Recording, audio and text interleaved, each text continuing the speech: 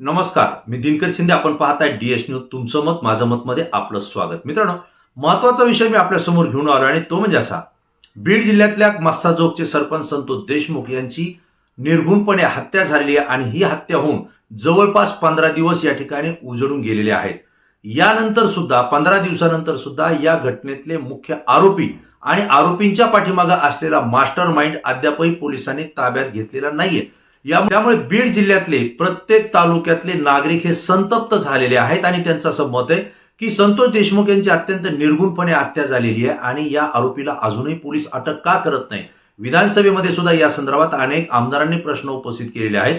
तरी मुख्यमंत्र्यांनी सुद्धा यावरती आम्ही तात्काळ आरोपी ताब्यात घेऊ असंही सांगितलेलं आहे, परंतु अद्यापही कुठलीही कारवाई होत नाही. आणि जर ही कारवाई आरोपींना अटक करण्याची झाली नाही तर येणाऱ्या 28 डिसेंबरला बीड जिल्ह्यामध्ये सर्वपक्षीय सर्वधर्मीय विराट मोर्चा काढण्यात येणार आहे अशी घोषणा या ठिकाणी करण्यात आली आहे. विशेष म्हणजे मला आपल्याला आवर्जून या ठिकाणी सांगावं लागेल की संतोष देशमुख यांची कन्या वैभवी हिने या ठिकाणी आवाहन केलेलं आहे की माझ्या वडिलाची या ठिकाणी निर्घृणपणे हत्या झालेली आहे, त्यांना न्याय मिळत नाहीये आणि जोपर्यंत त्यांना न्याय मिळत नाही तोपर्यंत सगळ्या समाजानं आमच्या सोबत यावं आणि 28 डिसेंबरला जो बीडमध्ये विराट मोर्चा निघणार आहे या मोर्चामध्ये सहभागी होऊन आपल्या भावना त्या ठिकाणी व्यक्त कराव्यात आणि राज्य सरकारवर आरोपी अटक करण्यासाठी दबाव आणावा असं आवाहन सुद्धा संतोष देशमुख यांची कन्या वैभवी हिने या ठिकाणी केलेली आहे. मित्रांनो, 28 डिसेंबरला सकाळी 11 वाजता बीड शहरातल्या डॉक्टर बाबासाहेब आंबेडकर यांच्या पुतळ्यापासून हा विराट मोर्चा निघणार आहे. त्यानंतर तो साठे चौकात येणार आहे आणि तिथून तो छत्रपती शिवाजी महाराज चौकात येऊन त्यानंतर तो जिल्हाधिकारी कार्यालयावर धडकणार आहे. विशेष म्हणजे या मोर्चाकडे सगळ्या महाराष्ट्राचं लक्ष लागलेलं आहे, कारण हा मोर्चा मुळात निघतोय का हा प्रश्न आहे.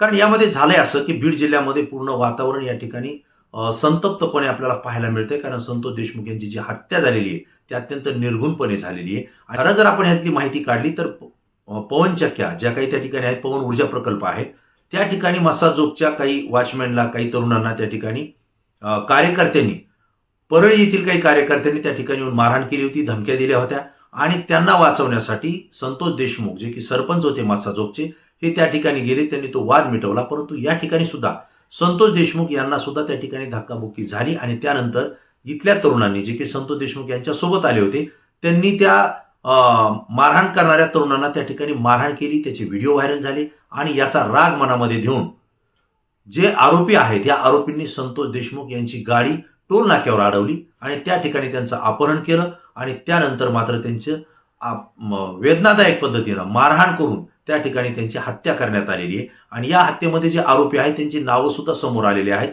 त्यापैकी 7 आरोपींपैकी 4 आरोपी पोलिसांनी ताब्यात घेतलेले आहेत. ते सुद्धा सगळ्या राजकीय पक्षांचा आणि या भागातल्या जनतेचा दबाव आल्यानंतर पोलिसांनी ही कारवाई पुढे केलेली आहे. परंतु अद्यापही या प्रकरणातले 3 आरोपी हे अजूनही फरार आहेत.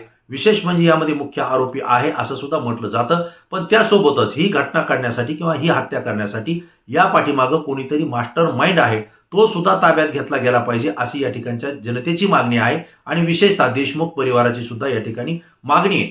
आणि त्याच मागणीतून हा जो काही 28 डिसेंबरचा मोर्चा निघतोय, कारण विधानसभेमध्ये आवाज उचलून झालेला आहे, शासनाकडे सुद्धा वेळोवेळी मागण्या करून झाल्या आहेत, परंतु पोलीस प्रशासन ताब्यात असताना, एवढी मोठी यंत्रणा ताब्यात असताना आरोपी अटक का होत नाहीत? तर याचं कारण असं की हे आरोपी एका विशिष्ट राजकीय पक्षाशी, एका राजकीय नेत्याशी निगडीत आहेत आणि त्यांच्याच दबावामुळे हे आरोपी अटक केल्या जात नाहीत असं सुद्धा या ठिकाणी बोललं जात आहे. आणि ते नेते म्हणजे राष्ट्रवादी काँग्रेस अजित पवार गटाचे नेते आहेत धनंजय मुंडे, आणि विशेष म्हणजे ते महाराष्ट्राचे आता पुन्हा नव्यानं मंत्री झालेले आहेत, त्यांच्याच संबंधित हे कार्यकर्ते आहेत आणि कदाचित त्यांच्या दबावामुळेच हे आरोपी अटक होत नाहीत असं विरोधी आमदार या ठिकाणी स्पष्टपणे बोलतायत.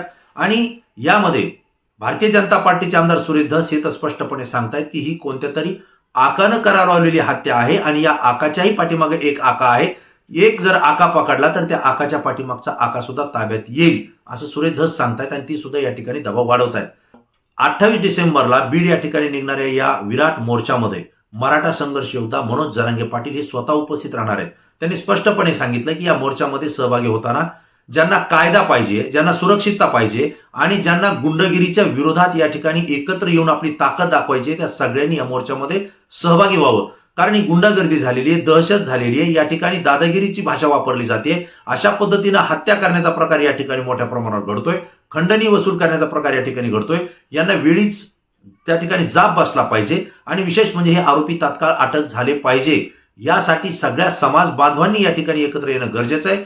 या मोर्चामध्ये सहभागी होण्यासाठी कुणालाही निमंत्रणाची गरज नाही, कारण स्वर्गीय संतोष देशमुख यांची कन्या वैभवी हिनं स्वतः आवाहन केलेलं आहे की माझ्या वडिलांना न्याय देण्यासाठी समाज बांधवांनी एकत्रितपणे या मोर्चामध्ये सहभागी व्हा अशी त्यानं हाक दिलेली आहे. आणि त्यामुळे कोणीही विचार न करता 28 तारखेला सगळ्या धर्माच्या सगळ्या राजकीय पक्षाच्या लोकांनी एकत्रित येऊन आपला निषेध नोंदवावा आणि राज्य सरकारवर दबाव वाढवून हे आरोपी तात्काळ अटक करण्यासाठी त्या ठिकाणी प्रयत्न करावे असं सुद्धा या ठिकाणी आवाहन करण्यात आलेले आहे. मित्रांनो, याच मोर्चामध्ये राष्ट्रवादी काँग्रेसचे राष्ट्रीय अध्यक्ष असलेले शरद पवार हे सुद्धा या ठिकाणी उपस्थित राहणार असल्याची माहिती आपल्याला खासदार बजरंग सोनवणे यांनी दिलेली आहे. त्यासोबतच जितेंद्र आव्हाड जे की विधानसभेमध्ये या प्रकरणावर आवाज उचलतायत आणि यातल्या आरोपींना तात्काळ अटक करा असे ते बार बार मागणी करतायत, तेही जितेंद्र आव्हाड या मोर्चामध्ये सहभागी होणार असल्याची माहिती आपल्याला या ठिकाणी मिळते. बीड जिल्ह्याचे खासदार बजरंग सोनवणे हेही असतील. याही व्यतिरिक्त आमदार सुरेश धस भारतीय जनता पार्टीचे हे सुद्धा या मोर्चामध्ये सहभागी होतील. बीड जिल्ह्यातले वेगवेगळ्या पक्षाचे आमदार, लोकप्रतिनिधी, यावर सामाजिक कार्यकर्ते हेही सहभागी होणार आहेत. परंतु या व्यतिरिक्त राज्यभरातून ज्यांना कायदा आणि सुव्यवस्था राखण्यासाठी सरकारची मदत पाहिजे किंवा सरकारला त्या पद्धतीनं काम करण्यासाठी भाग पाडायचं आहे, असे सगळे सामाजिक कार्यकर्ते, साहित्यिक आहेत, कलावंत आहेत, हे सुद्धा या मोर्चामध्ये सहभागी होणार असल्याची माहिती आपल्याला या ठिकाणी मिळते. विशेष म्हणजे बीड जिल्ह्यातून बाहेरच्या तालुक्यामध्ये गेलेले जे तरुण तरुणी असतील हे सुद्धा या मोर्चामध्ये सहभागी होण्यासाठी येतील अशी सुद्धा माहिती आपल्याला मिळते. मित्रांनो, राज्य सरकारनं 28 डिसेंबरपर्यंत संबंधित आरोपींना तात्काळ अटक करणं गरजेचं आहे. कारण जर ते अटक झाले नाही तर हा 28 मार्चचा मोर्चा निघणार आहे आणि हा जर मोर्चा निघाला तर हा अत्यंत विराट मोर्चा निघेल आणि यानंतरचे जे काही पडसाद असतील हे पडसाद सरकारला राज्यभर पाहायला मिळतील. त्याचे परिणाम येणाऱ्या काळामध्ये राज्यामध्ये चांगले दिसणार नाही असं सुद्धा या ठिकाणी बोललं जात आहे. आणि त्यामुळं आरोपींना अटक करणं ही काही मोठी गोष्ट नाहीये. त्यामुळे सरकारच्या ताब्यातली, सरकारच्या हातामधली गोष्ट आहे ती अटक त्यांनी तात्काळ करावं. आणि हा जो काही विराट मोर्चा निघणार आहे यामध्ये कुठे काही गालबोट लागू नये यासाठी सुद्धा राज्य सरकारनं आणि पोलीस प्रशासनानं काम करणं गरजेचं आहे. परंतु जिल्ह्यातील सामान्य जनतेच्या लोकांच्या भावना ह्या अत्यंत तीव्र आहेत. कारण संतोष देशमुख यांची जी निर्घुणपणे हत्या करण्यात आली आहे, ही हत्या कोणीही ऐकलं तरी कोणाचंही रक्त सळसळेल आणि तो त्या ठिकाणी आक्रमकपणे अशा पद्धतीच्या मोर्चामध्ये सहभागी होईल, हे मात्र मला नक्कीच आहे. परंतु या ठिकाणी अनेकांची भाषणं सुद्धा होतील. या भाषणातून अनेक घडामोडी, अनेक घटना या प्रकरणामध्ये ज्या ज्या काही जनतेसमोर आल्या नाही त्या सुद्धा कदाचित जनतेसमोर येणार आहेत, माध्यमांसमोर येणार आहेत, हे सुद्धा मला आपल्याला या ठिकाणी आवर्जून सांगावं लागतंय. आणि म्हणून 12 डिसेंबरच्या या विराट मोर्चामध्ये बीड शहरामध्ये निघणाऱ्या या मोर्चाकडे आपलं सुद्धा लक्ष असणार आहे. प्रत्येक गोष्ट, प्रत्येक माहिती मी तुमच्यापर्यंत या ठिकाणी पोहोचवणार आहे. परंतु देशमुख कुटुंबाला या ठिकाणी न्याय मिळाला पाहिजे, ही रास्त भूमिका आहे. DS न्यूज हे सुद्धा देशमुख परिवाराच्या सोबत आहे, त्यांच्या दुःखाच्या सोबत आहे. आणि त्यामुळे राज्य सरकारला DS न्यूजच्या माध्यमातून सुद्धा मी विनंती करतो की आपण 28 डिसेंबरपर्यंत यातील आरोपींना तात्काळ त्या ठिकाणी अटक करावं, ताब्यात घ्यावं आणि योग्य ती शिक्षा त्यांना द्यावी, ही देशमुख कुटुंबाची मागणी आहे. या मागणीला आपण त्या ठिकाणी साथ द्यावी एवढीच फक्त या ठिकाणी विनंती करेन. आणि मित्रांनो, ही घटना, ही माहिती मला आपल्याला देणं योग्य वाटलं, मी दिली.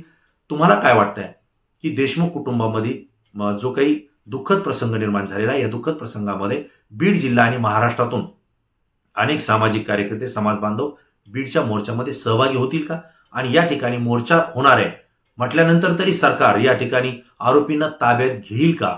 तुम्हाला काय वाटतंय? तात्काळ तुमची प्रतिक्रिया द्या, कारण तुमची प्रतिक्रिया अत्यंत अभ्यासू असते, संपूर्ण महाराष्ट्रातून असते, म्हणून ती आमच्यासाठी महत्त्वाची असते. मित्रांनो, जाता जाता एक विनंती करेल की DS न्यूज चॅनलला जर आपण सबस्क्राईब केलं नसेल तर तात्काळ सबस्क्राईब करा. आणि समाज प्रबोधनासाठी DS न्यूज काम करत आहे. व्हिडिओ जर आवडले असतील, माहिती आवडली असेल तर हे जास्तीत जास्त मित्रांना शेअर करा आणि DS न्यूजला सुद्धा सहकार्य करा. पुन्हा नवीन विषय, नवीन मुद्दा घेऊन आपल्यासमोर येईल. तोपर्यंत धन्यवाद.